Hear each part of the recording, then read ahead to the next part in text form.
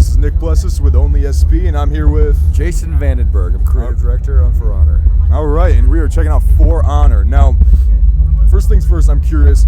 On stage, you had a great presentation with what looked like another player, right? That looked like a multiplayer type arena. Absolutely. That was a 4v4 demonstration on stage, live on console. Awesome. Okay, now I don't know if you're talking about this yet. Is there any kind of single player element at all? There is absolutely going to be a full single player campaign. It'll be a whole experience on its own. We're not talking about that right now, because right here at E3 we wanted to show you guys what we're about, show you our core mechanic, and sort of get feedback and see how pumped people are. But you can be sure we're going to have a full campaign that's going to be a reason to buy and play just on its own. It'll stand on its own. Awesome. So you're probably not going to go into this too much, but can you confirm or deny? Will it have a narrative direction? Will there be a story behind it, or will it just be like just a single player experience kind of itself? So I mean, we based this whole idea on this Knights, Vikings, Samurai question, right? Like, what are we doing, right? Like, who are you, right? Are you a Knight or Viking or a Samurai, right? And of course,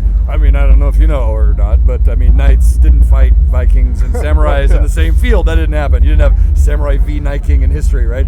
So, what world is this? We need to make a world where this can happen, where we're fighting in this space, right? We're absolutely going to and set out to answer all those questions for you and sort of bring you into the world of these warriors and kind of who they are and what they're about. But that's something we're going to be talking about later on at a later date, once we kind of are solidified and everyone kind of clear on what we're making. See if this works, right? See if it sort of functions. So very cool. Now, yeah, we'll have narrative for sure. Okay, excellent. Now we have these three kind of archetypes of the soldiers. Will there be any other soldiers from different time periods, or are we really focusing on these three founded? These three are the sort of the core. The thing I love about these three types of warriors, these Knights, these Vikings, these Samurai, is that they're when you ask somebody to pick, right? When you say, hey, are you Knight, Viking, or Samurai, right? Everybody already knows, right? I'm looking at you and I'm like, yeah, you know which one. What do you think I am? I don't know what you are. Okay. I'm a knight. I can't tell from okay. looking at you. You never know, because I've asked enough people to know that I can't guess. Right. Okay. But I mean, but everybody's got an answer, right? And I think that a lot of us made that decision when we were 8 years old on the playground, right? When the first time you encounter this stuff, you're like, oh, those guys are cool because they're like me. Thing is, why, right? Why do we know that? What's the part of us? Like, what are we reacting to? Because we're not reacting to history, right? We're not saying, oh, because of my family was that. That's not what we're talking about. When people choose Knights, it's usually because they believe in. It's about their values. They believe in protection, in defending the weak, in that sort of archetype of the knight, right? And also in that gear, the technology of war and all that stuff, right? When people choose Vikings, it's usually because they're talking about freedom. What do they fight for? Is liberty, enthusiasm. They're living for the moment, right? They're right there. And people who choose Samurai, usually they're choosing that because they believe in mastery and skill, dedication, and mastering their weapon, their body, and the battlefield, right? So when I say Knights, Vikings, Samurai, I'm actually asking you, what kind of warrior are you, right? So we don't have any current plans to expand those to add more stuff. This is the foundation stone this is set on, and I think you can expect that that's going to remain a constant for us. Okay, all right. So these kind of allegiances and the contrast between them, I think it's safe to say we could probably see this very evidently in the combat. I could assume there's probably quite a contrast in the styles of combat. Absolutely. So what could you enlighten on us about that? So each faction has multiple heroes inside of it, right? So you're going to have what we're showing here at E3 is our Warden. He's our first hero. He's a knight, and he fights with a longsword. Right here, see, they fight with a longsword, a heavy armor, right? It's a very particular style of fighting. But all the other heroes will be a different combination of weapon, armor, and fighting style, right? So what you're going to do is you're going to have a whole kit of heroes to draw from. Now these heroes are like, they're not individual people, they're like a unit, right? They're a particular unit of warriors, right? And then you're going to take one out and make them your own, make that character your own, and then they'll have their own progression, that sort of thing, right? So each of those individual heroes will fight in a very different way. But of course, they'll fight in a way that fits with their faction. So you can expect like the Knight heroes are going to be about form and the gear, and they're going to be those have that sort of tank style to them, and about protection and defense. You can expect the Vikings are going to be more wild, more aggressive, right? More a little more risk taking, right?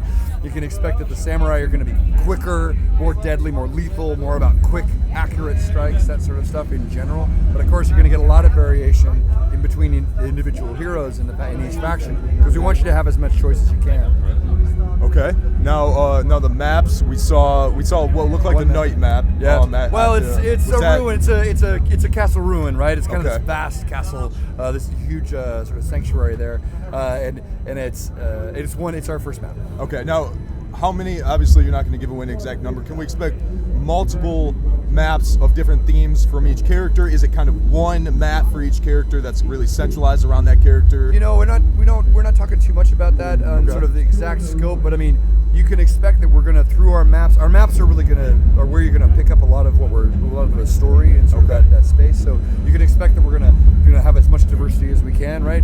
In terms of thinking about what we're trying to do here, right?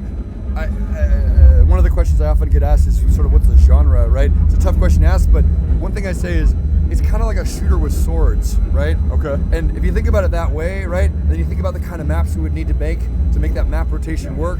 That's pretty much what we're going to be doing. We're going to be focusing on that kind of experience, right? So every time you play in, you're up and running. So we got the one here that sort of lays out the basic mode, right? Gives you a basic feel for it, but we're going to create as much variety in our maps as we can. Okay, so we saw some traps, like a couple kind of traps and ladders, and some dynamic elements to the map in the show. Yeah. Are those going to benefit? Like if you play as a knight on a knight themed map, would you have any benefits, or is it generally a fair? No, it'll be fair balanced. field? Yeah, all of our maps are going to be symmetrical, balanced spaces, right? We have lots of opportunities in other modes, but all of our maps are going to be sort of equivalent. Most of what you were seeing in terms of the catapult strikes and the arrow storms and that stuff, that's actually coming from players. Those are feats that you have. Your hero, as they fight and as they kill, earn these feats, and you can activate them. You can call that catapult strike down right on your enemies in the middle of the combat. Okay. Wow. Yeah. All right. So what consoles? I like the look on your face right now. No, I'm pretty excited. You're like, that's cool. That's pretty badass. You mean I could just call the catapult onto the battlefield? Like I could just do that. Yeah. I'm like, yeah, that's right. That's a good thing to have in your pocket. That would be cool, huh? Yeah. Well, let's put that in the game, right? That's there it's you right go. there. That's how you do Okay, it. sounds good. So what systems can we expect this on? This is on PS4. It's on Xbox One. It's going to be on PC. Okay, and no dates as No of yet, dates. no even ballpark. We're just here to do the first exposure. The thing is, we're showing you guys this. Of course, we're in the future. You're gonna start hearing from us about live periods and getting you guys early access to the game, right? And so we got a ways to go. We got a ways to go yet, right? The demo we've got here is pretty polished, we think, but we still have a long way to go in mechanics. We got a long way to go before it reaches the sort of quality that we're shooting for. So when we'll start talking about dates when we're confident in them. Sounds good. All right, so that's For Honor, Jason. It was an honor talking with you. Thank you, sir. And we look forward to it. Thanks a lot, 100%. man. All right, thank it's a you. pleasure.